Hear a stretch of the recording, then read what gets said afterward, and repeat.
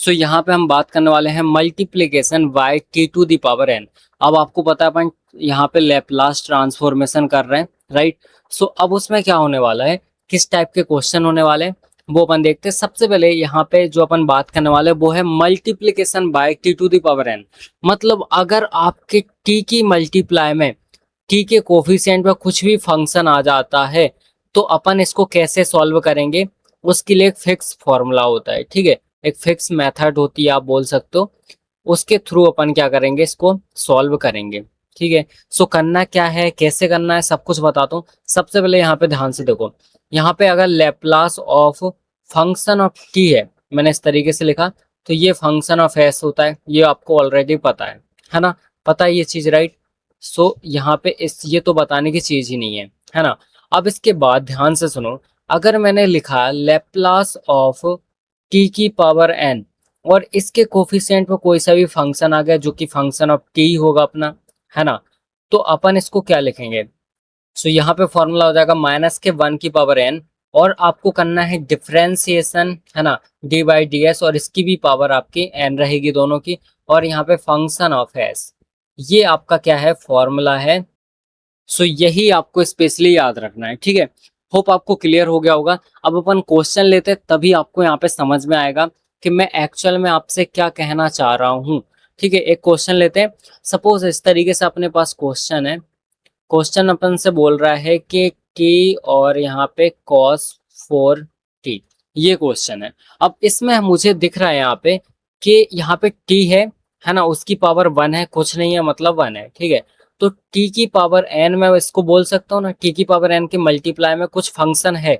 मतलब अब ये वाला फॉर्मूला अपना अप्लाई होगा यहाँ पे।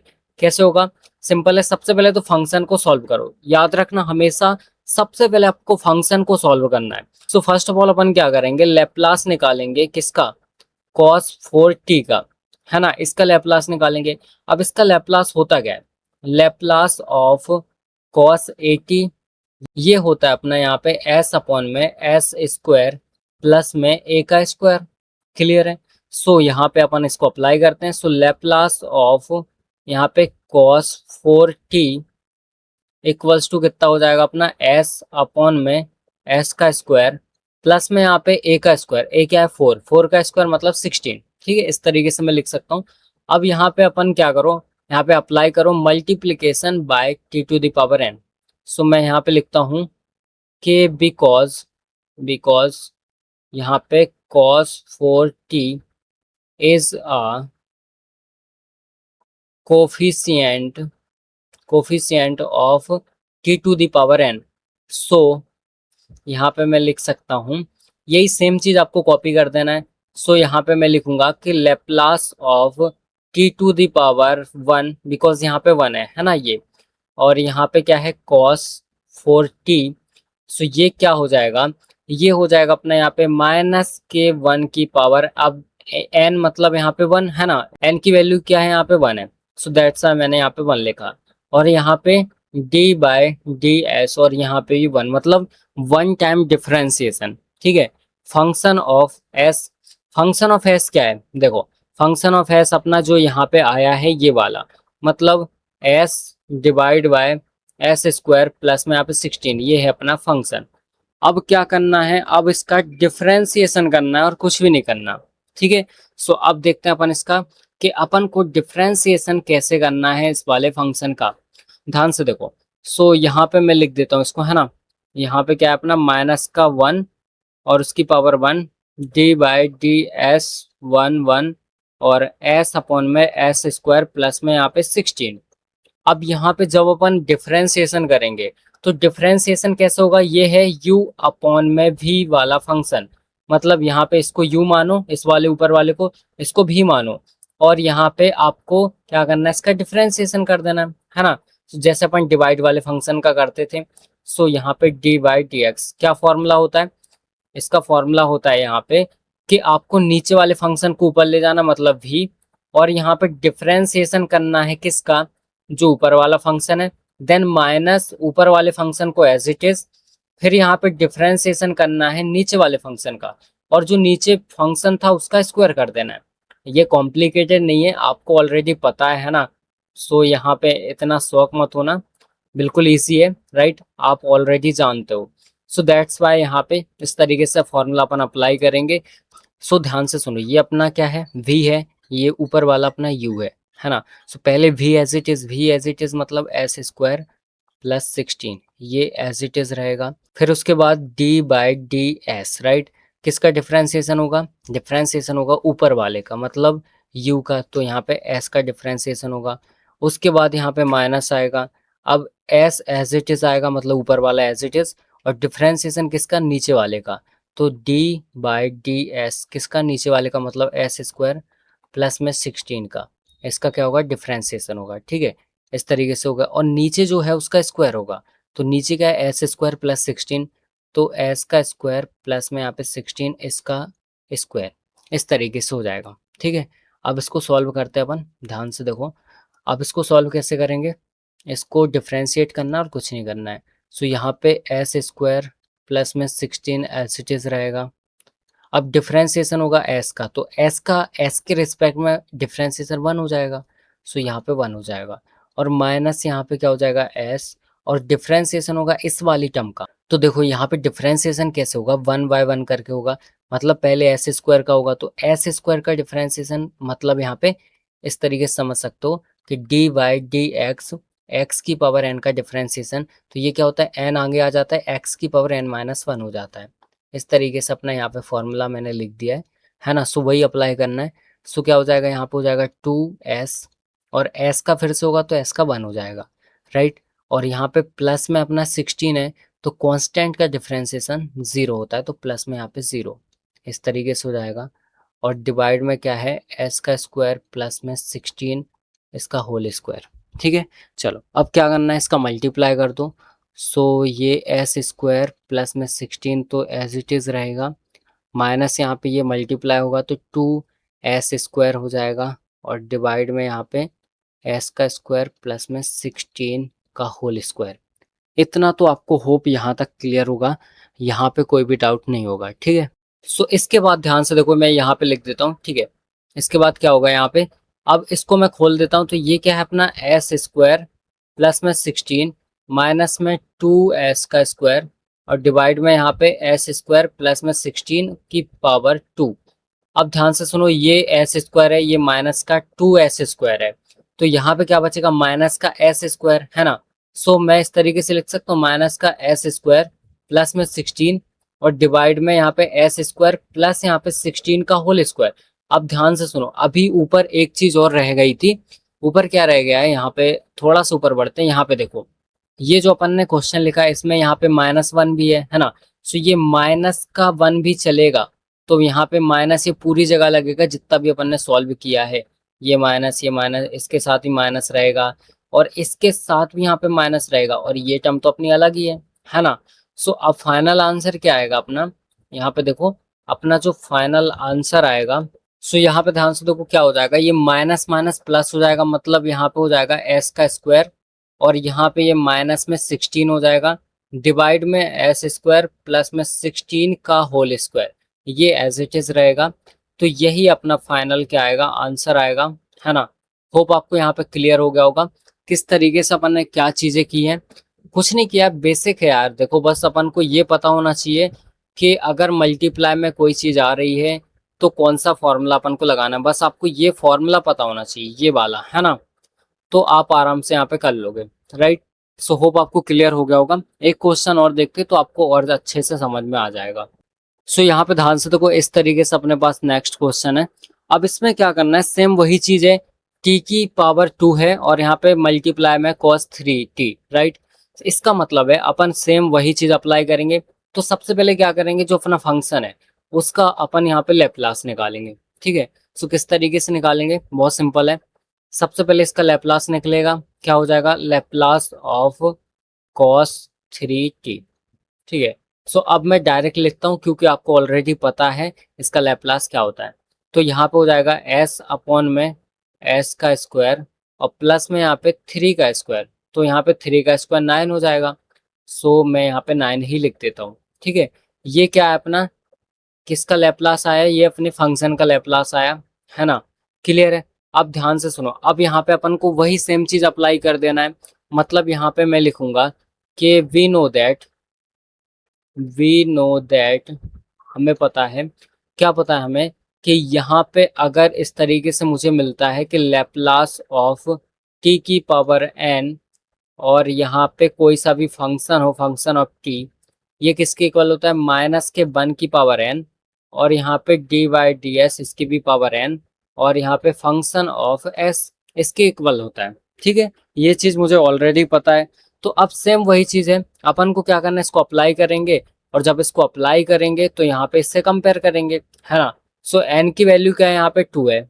ये देखो, एन की वैल्यू 2 कैसे, टी की पावर कितना है, 2 है। सो एन की वैल्यू 2 है, राइट। यहाँ पे हो जाएगा माइनस का 1 उसकी पावर 2, और यहाँ पे क्या हो जाएगा D2, और यहाँ पे DS यहाँ भी 2, मतलब 2 बार डिफरेंशिएशन।